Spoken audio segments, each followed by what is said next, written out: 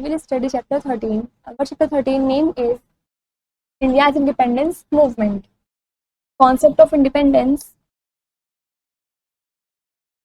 The period after the Great Revolt of 1857 was an eventful period in the Indian independence movement. जो period था great revolt of जो कि 1857 में हुआ था, उसके बाद ये इवेंटफुल पीरियड रहा है इंडियन इंडिपेंडेंस मूवमेंट के लिए. Many leaders and reformers emerged and made the Indians aware of their rights. काफी सारे लीडर्स और रिफॉर्मर्स इमर्ज हो गए, साथ में मिल गए और उन्होंने इंडियंस अवेयर के लिए राइट्स अधिकार भी बनाए.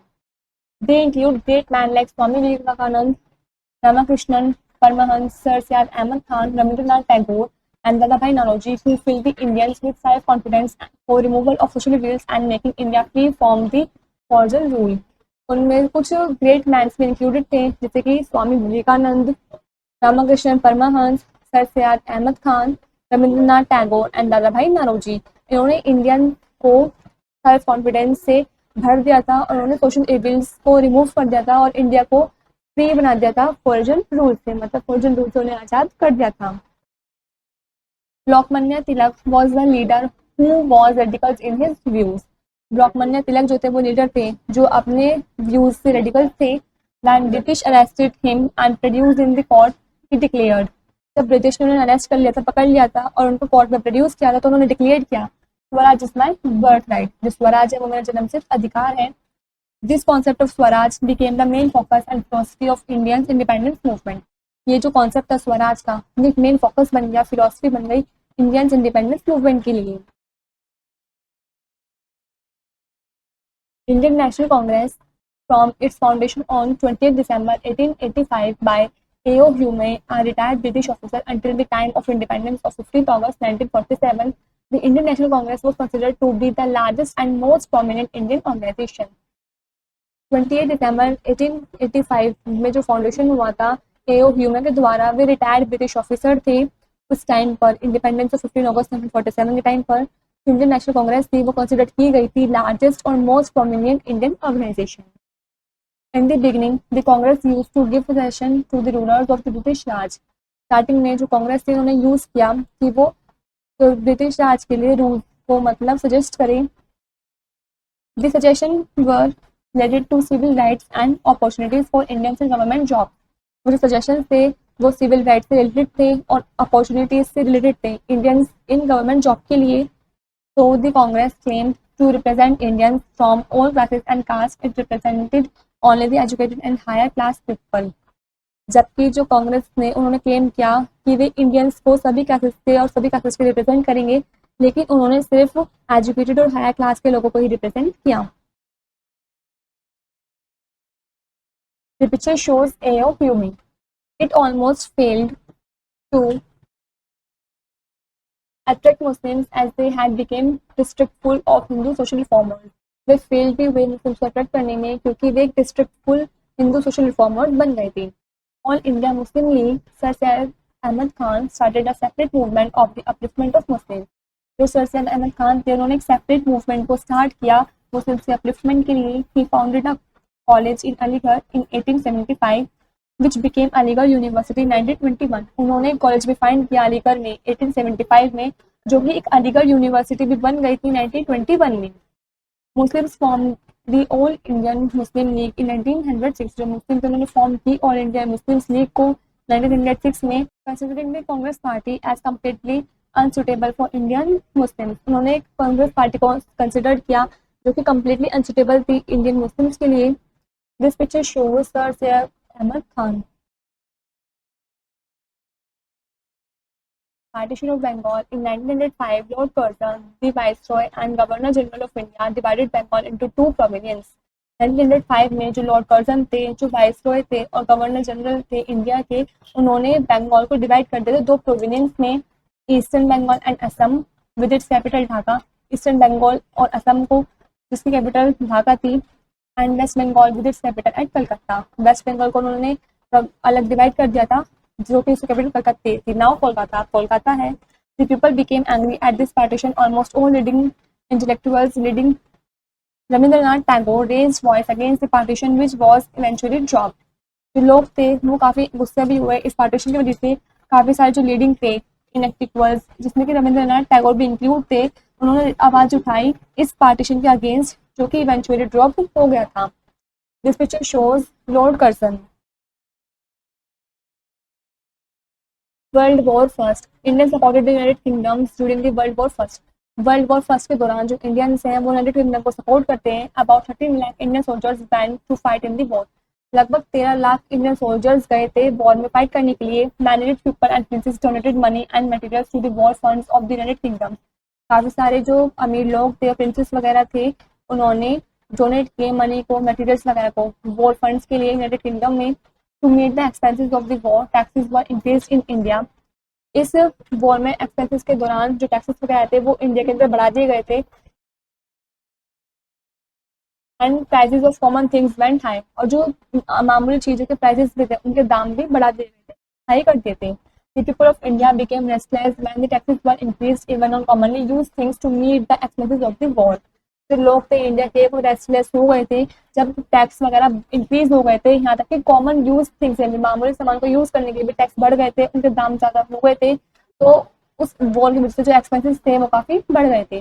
Roulette act, after World War I, the high number of dead and wounded soldiers and heavy taxation affected the Indian masses is a big wave. World war first के बाद जो high number में dead और bounded soldiers थे और heavy taxation थे, उन्होंने effect किया इंडिया मासेस को बहुत बड़े तरीके से, बिग वे में। Unrest began to mount which worried the British rulers, और जो अनरेस्ट स्टार्टिंग थी माउंट की, वो वरीड हो गए, चिंता हो गए थे ब्रिटिश रूलर से। It led to the introduction of Rowlatt act in India, उन्होंने रोलेट एक्ट इंडिया के अंदर इंट्रोड्यूस किया। This act gave the viceroy's government great powers. It includes silencing the press, detaining the political activities without trial, and arrest of any suspected individual without warrant. और इस act ने उन्हें viceroy government great powers भी दी, जिसमें silence भी include था, detaining the political activities without trial भी include था, और arrest of any suspected individual without warrant ये भी इंक्लूड था। The act sparked huge anger throughout India and it was called the black act. ये जो एक्ट था ये स्पार्क हुआ था ह्यूज एंगर के साथ पूरे इंडिया में, और ये ब्लैक एक्ट के नाम से भी जाना लगा, इसको हम ब्लैक एक्ट भी बोलते हैं। The Jallianwala Bagh in protest to the Rowlatt act, Rowlatt act के प्रोटेस्ट में people of Amritsar observed a peaceful hartal, जो अमृतसर के लोग थे उन्होंने ऑब्जर्व किया पीसफुल हार्टन को ऑन 30 मार्च एंड 6 अप्रैल, 13 मार्च और 6 अप्रैल में 1999 में। The government use force to curb the protest, जो गवर्नमेंट थी वो यूज कर रही थी इस प्रोटेस्ट के कर्ब को फोर्स करने के लिए। The popular leaders doctor Satyapala and doctor Kitchlew were deported from Amritsar. दो पॉपुलर लीडर्स डॉक्टर सत्यपाला और डॉक्टर किचलू ये डिपोर्टेड किए गए थे अमृतसर के लिए। As a reaction the protesters attack a few Europeans, और रिएक्शन में जो प्रोटेस्टर्स थे उन्होंने अटैक किया कुछ यूरोपियंस में। On 12 April 1919 an order was issued by the government banning the gathering and meetings of the people. 12 अप्रैल 1919 में ऑर्डर निकाला गया, इशू किया गया गवर्नमेंट के द्वारा कि वे जो गैदरिंग या मीटिंग वगैरह होती है लोगों की वो बैन की जाएगी। This picture shows Jallianwala Bagh bye square.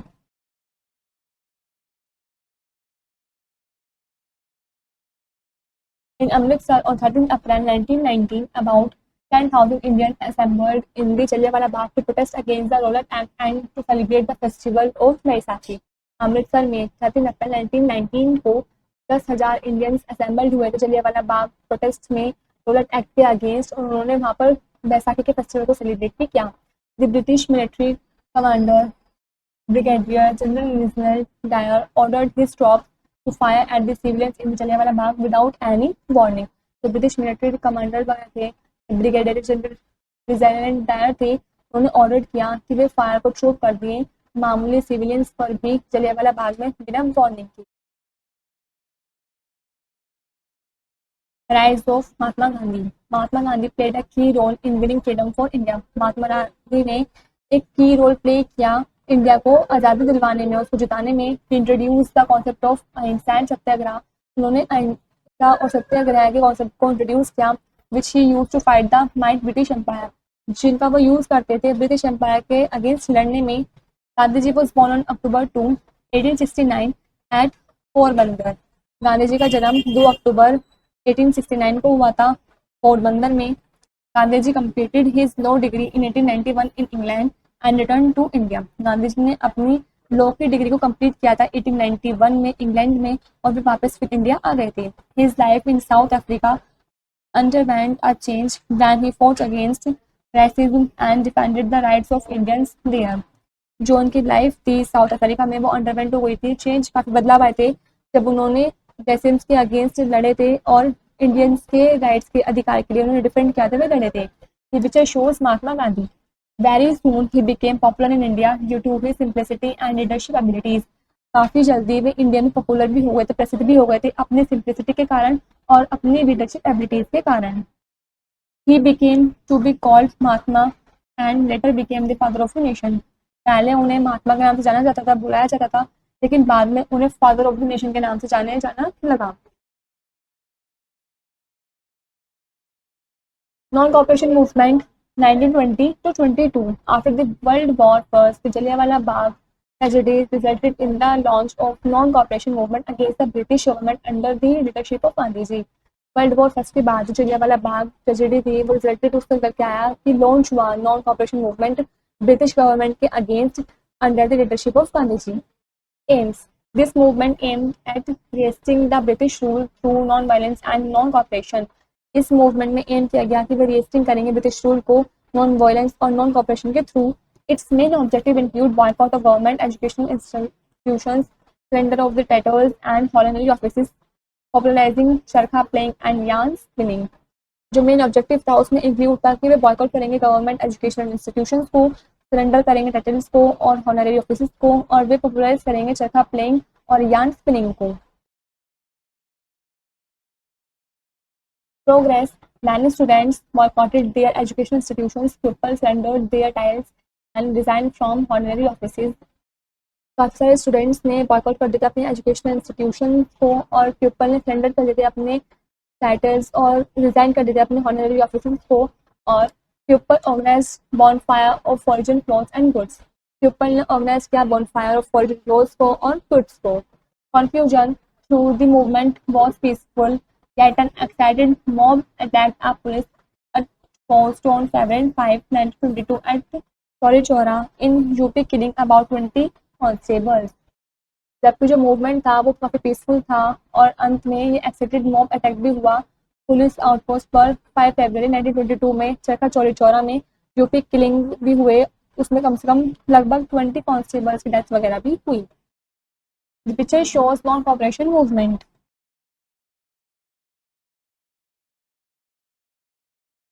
apprehending similar troubles in other parts of the country। apprehending भी हुआ सिमिलर सेम ट्रबल्स कंट्री के दूसरे पार्ट्स में। Gandhi ji announce suspension of the movement as he felt that the movement had lost its path on non violence. Gandhi ji ने announce किया suspension की जो movement था वो फेल्ट हो गया है, मूवमेंट जो है वो लॉस्ट हो गया अपने पाथ से नॉन वायलेंस में।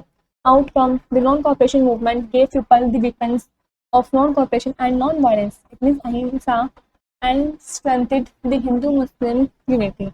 नॉन कॉपरेशन मूवमेंट था, उसने लोगों को विपन्स दिए नॉन कॉपरेशन और नॉन वायलेंस के लिए, अहिंसा के लिए, और उन्होंने स्ट्रेंथ भी दी हिंदू मुस्लिम यूनिटी को। The freedom struggle became a mass movement. जो फ्रीडम स्ट्रगल था वो एक मास मूवमेंट बन गया था। Civil disobedience movement 1930। In December 1929 the Indian National Congress party decided to start the civil disobedience movement for complete independence, पूर्ण Swaraj from the British rule। In December 1929 में जो इंडियन नेशनल कांग्रेस पार्टी थी उन्होंने डिसाइड किया कि वे सिविल डिसोबीडियंस मूवमेंट को start करेंगे कम्प्लीटली इंडिपेंडेंस के लिए, पूर्ण स्वराज के लिए ब्रिटिश रूल से। The party also decided to observe 26 January 1930 as a complete independence day. जो पार्टी थी उन्होंने डिसाइड कर लिया था कि वे ऑब्जर्व करेंगे 26 जनवरी 1930 को एक कंप्लीट इंडिपेंडेंस डे को। Under the leadership of Gandhi ji, the civil disobedience movement was launched। Gandhi ji के अंदर लीडरशिप के अकॉर्डिंग जो सिविल डिसोबीडियंस मूवमेंट था वो लॉन्च हो गया था। It began with the Dandi march, और ये इसकी शुरुआत दांडी मार्च के साथ हुई। On 12 March 1930 Gandhi ji and his followers left the Sabarmati Ashram at Ahmedabad and made their way towards Dandi. 12 मार्च 1930 को गांधी जी और उनके जो फॉलोवर्स थे उन्होंने साबरमती आश्रम जो कि अहमदाबाद में उसको लेफ्ट कर देता, छोड़ देता और उन्होंने एक नया रास्ता बनाया था दांडी की तरफ। This picture shows Dandi march. After travelling over a long distance they reach Dandi where. काफ़ी लॉन्ग डिस्टेंस को ट्रैवल करने के बाद वो दांडी के वहाँ पर पहुंच गए थे। Gandhi ji protested against the salt law of the government by making salt himself throwing a challenge to the British government. Gandhi ji ने प्रोटेस्ट किया सॉल्ट लॉ के अगेंस्ट गवर्नमेंट के लिए, सॉल्ट खुद से सॉल्ट बनाने के द्वारा, और वह उन्होंने चैलेंज ब्रिटिश गवर्नमेंट को दिया। The Dandi march was the beginning of the civil disobedience movement. जो दांडी मार्च था उसकी शुरुआत सिविल डिसोबीडियंस मूवमेंट के लिए हुई थी। In response to Gandhiji's call for the civil disobedience, the people of India in large number took part in the movement. इस response में गांधी जी ने बुलाया सिविल डिसोबीडियंस मूवमेंट के लिए और जो पीपल थे इंडिया के लार्ज नंबर में उन्होंने भी इस मूवमेंट में पार्ट लिया। Satyagrahis took processions, held meetings, boycotted foreign goods and violated restraint orders of the government. Satyagrahis थे, उन्होंने प्रोसेशंस वगैरह निकाले, व्रत वगैरह निकाली, मीटिंग्स वगैरह की गई और उन्होंने सारे फॉरेन गुड्स को मतलब विदेशी चीज़ों को बॉयकॉटेड कर दिया था और उन्होंने वॉयलेटेड रेस्ट्रेंट ऑर्डर्स को भी गवर्नमेंट से कर दिया था। And the government resorted to use force in order to suspend the education. और जो गवर्नमेंट रिसोर्टर्स थे उन्होंने फोर्स का यूज़ किया सस्पेंस ऑफ एजुकेशन के ऑर्डर पे। Mass arrested fire lathi charge became common. जो मास अरेस्टेड या फायर लाठी चार्ज सिर्फ कॉमन था, मामूली था। The Congress was outlawed. जो कांग्रेस थी वो आउटलॉड हो गई थी। On 5th May 1930, Gandhiji and other top leaders of the Congress were arrested and put in jails. 5 मई 1930 को गांधी जी और दूसरे टॉप लीडर्स कांग्रेस के वो अरेस्टेड किए गए थे और उन्हें जेल में डाल दिया गया था। The country was becoming restless with each passing day. हर एक गुजरते दिन में जो कंट्री है वो रेस्टलेस होती जा रही थी। Finally Gandhi ji and the other leaders were release from jails. और फाइनली जो गांधी जी और दूसरे लीडर्स थे कांग्रेस के वो रिलीज हो गए थे जेल से। Eventually, on 5th March 1931, the Gandhiji Irwin Pact was signed. 5th March 1931 में गांधी जी ने इरविन पैक्ट को साइन भी किया था।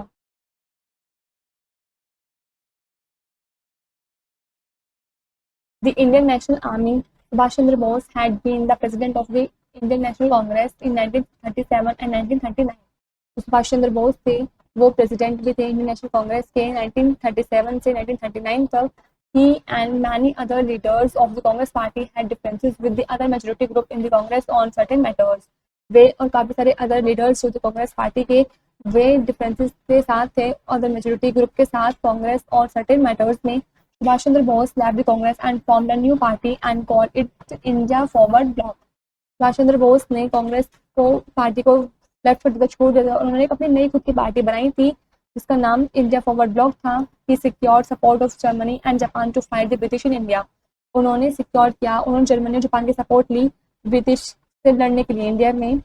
ही used the troops of the British government in north eastern India and recorded many victories.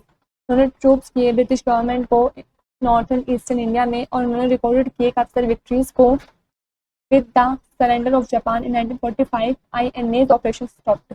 जब Japan में surrender हो गए थे 1945 में, तब INS ऑपरेशन स्टॉप हो गया था, रुक गया था। Bose is believed to have died in a plane crash, so the circumstances of his death are not clear. जो सुभाष चंद्र बोस थे वो इसमें विश्वास रखते थे कि जो उनकी डेथ हुई है वो प्लेन क्रैश में हुई थी, जबकि कुछ सर्कमस्टेंसेस की वजह से जो उनकी डेथ थी वो क्लियर नहीं पता चल पाई कि वो किस वजह से हुई थी। The picture shows Subhash Chandra Bose.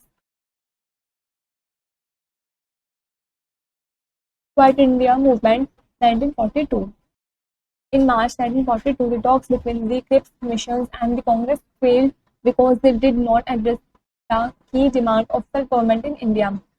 मार्च 1942 में जो क्रिप्स मिशंस और कांग्रेस के बीच जो बात हुई थी वो फेल्ड हो गई थी क्योंकि वे उन्होंने एड्रेस नहीं किया था की डिमांड को सेल्फ गवर्नमेंट इंडिया में।